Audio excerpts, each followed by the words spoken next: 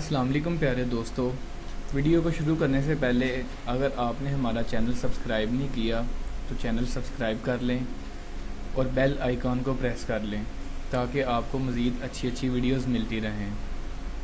آج کی خبر کا باقاعدہ آغاز کرتے ہیں۔ ڈیلی پاکستان آن لائن کے مطابق برطانوی اخبار ڈیلی میل کے صحافی ڈیوڈ روز کا آرٹیکل شائع ہوا، جس میں انہوں نے شہباز شریف پر زلزلہ زدگان کے لیے دی جانے والی برطانوی امداد میں چوری کا الزام عائد کیا، جس پر بعد میں برطانوی حکومت کی جانب سے تردید بھی جاری کی گئی۔ تاہم اس وقت یہ موضوع پاکستان میں زیر بحث ہے اور اب اسد عمر بھی میدان میں آ گئے ہیں۔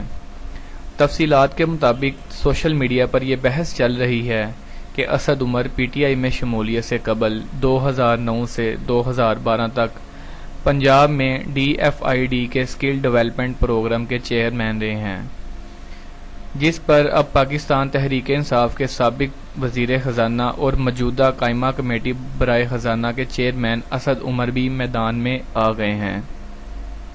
اسد عمر نے ٹویٹر پر پیغام جاری کرتے ہوئے کہا ہے کہ کچھ صحافی اور شریف خاندان کے حمایتی ڈیلی میل کی خبر گھماتے ہوئے کہہ رہے ہیں کہ ڈی ایف آئی ڈی کے تعاون سے چلنے والا ادارہ پنجاب اسکل ڈیولپمنٹ کا چیئرمین تھا۔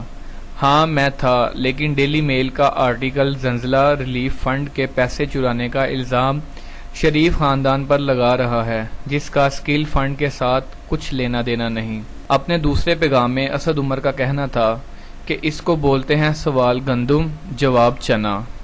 برطانیہ کا صحافی کہہ رہا ہے شریف خاندان نے زلزلہ ریلیف فنڈ سے چوری کی اور اب جواب مل رہا ہے کہ میں اسکل فنڈ کا چیئرمین تھا، یعنی ایک نیا قطری خط ایجاد کرنے کی کوشش کی جا رہی ہے۔ پیارے دوستو، اگر آپ کو ہماری یہ ویڈیو پسند آئے تو ویڈیو کو لائک کریں، کمنٹ کریں اور شیئر کریں۔ شکریہ۔